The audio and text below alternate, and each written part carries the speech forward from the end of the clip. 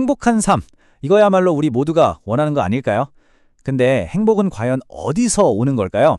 오늘 이 시간에는요, 과학적인 연구 결과와 또 실제 사람들의 이야기를 통해서 그 비밀을 함께 파헤쳐 보겠습니다. 자, 그럼 이걸로 한번 시작해볼까요? 전 세계 사람들이 스스로에게 묻는 어찌 보면 단순한데 또 어떻게 보면 참 깊은 질문이죠. 데이터를 보면요, 나라마다 행복 지수가 정말 크게 차이가 나요. 근데 말이죠, 이런 환경적인 차이를 넘어서서 우리 모두한테 적용될 수 있는 그런 보편적인 행복의 원칙은 없을까요? 자, 지금부터 행복으로 가는 6가지 핵심 열쇠를 하나씩 열어볼 겁니다.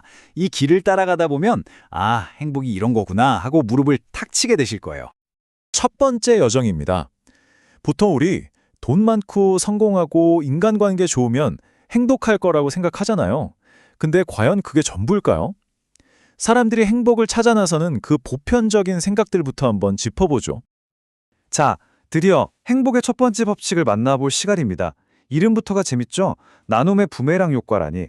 내가 던진 착한 행동이 어떻게 나한테 더 큰 행복이 돼서 돌아오는지 한번 제대로 파헤쳐 보겠습니다. 핵심은 이거예요. 관대함이라는 게 그냥 주기만 하고 끝나는 게 아니라는 거죠. 마치 부메랑 던지면 다시 돌아오잖아요. 그런 것처럼 다른 사람을 돕는 행동이 결국에는 나를 더 건강하고 행복하게 만들어준다는 거예요. 이게 바로 웰빙의 아주 근본적인 원리라는 거죠. 이게 그냥 기분 탓이 아니에요. 과학적인 근거가 떡하니 있습니다. 바로 테레사 효과라는 건데요. 하버드 심리학자들이 발견한 건데 이게 진짜 놀라워요. 그냥 친절한 행동을 하거나 심지어 보기만 해도 우리 몸의 면역 체계가 실제로 강해진다는 겁니다. 이걸 증명한 아주 재미있는 하버드 실험이 있어요. 연구팀이 뭘 했냐면요, 그냥 마더 테레사의 선행 영상을 보여줬어요. 그랬더니 참가자들 스트레스는 팍 줄고 면역 기능은 눈에 띄게 좋아지는 거예요.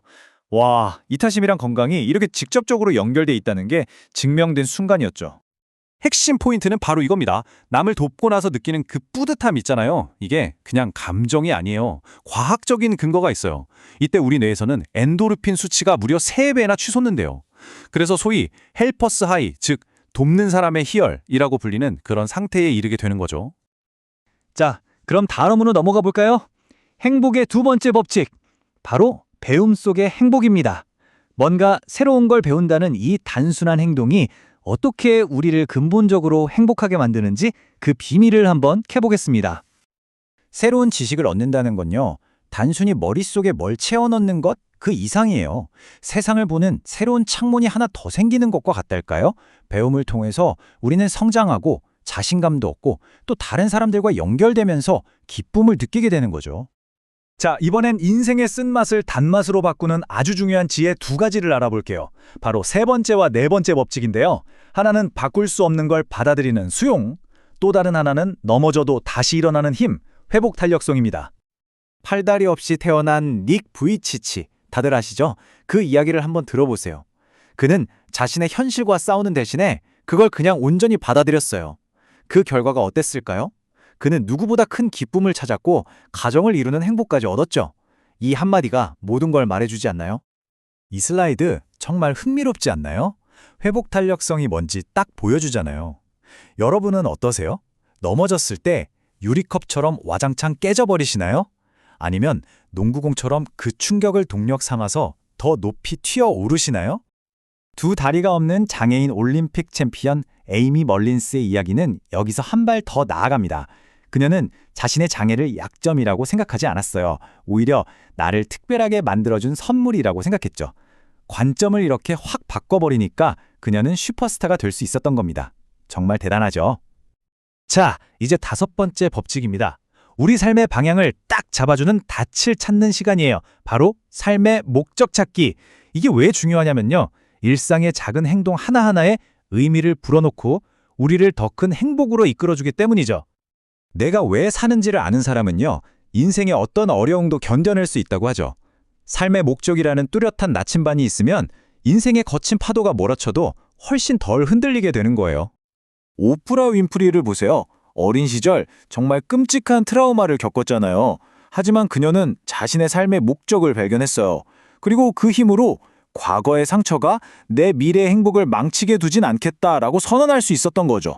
바로 이 말처럼요. 자, 드디어 마지막입니다. 지금까지 우리가 배운 모든 법칙들을 작동시키는 마스터키, 그 열쇠에 대해 알아볼 거예요. 아주 단순하지만 가장 강력한 힘, 바로 선택의 힘입니다. 핵심은 이거예요. 우리는 로봇이 아니라는 겁니다. 자극이 오면 그냥 기계적으로 반응하도록 프로그램된 존재가 아니에요. 어떤 일이 딱 벌어지고 우리가 반응하기 바로 그 직전, 아주 짧지만 강력한 공간이 존재합니다. 바로 그곳에 우리의 자유, 우리의 선택권이 있는 거죠. 그럼 이 자유의 공간 어떻게 써먹을 수 있을까요? 바로 이 3단계입니다. 이 과정을 통해서 여러분은 낡은 습관의 사슬을 끊고 삶의 운전대를 직접 잡을 수 있어요. 첫째, 충동적으로 반응하기 전에 일단 멈추세요. 둘째, 잠시 생각하는 겁니다. 그리고 셋째, 비로소 최선의 나에게 맞는 반응을 선택하는 거죠. 인생을 흔히 B에서 D로의 여정이라고들 하죠. B는 birth, 태어나는 거, D는 death, 죽는 거. 하지만 그 여정을 진짜 의미 있게 만드는 건 뭘까요? 바로 그 사이에 있는 수많은 C, 바로 choice, 선택들입니다. 자, 오늘 우리가 함께 탐험한 강력한 행복의 도구들 다시 한번 정리해 볼까요? 나눔, 배움, 수용, 회복 탄력성, 목적, 그리고 이 모든 걸 가능하게 만드는 선택의 힘까지 정말 강력한 무기들이죠. 행복은요, 지식이 아니라 기술이에요. 그리고 모든 기술이 그렇듯 연습을 해야 됩니다. 오늘 이야기를 마치면서 이 질문을 여러분께 남기고 싶어요. 진짜 힘은 이 법칙들을 그냥 아는 데 있는 게 아니에요. 바로 지금, 이 순간부터 실천하기로 선택하는 데 있습니다. 여러분은 오늘 어떤 행복을 연습하시겠습니까?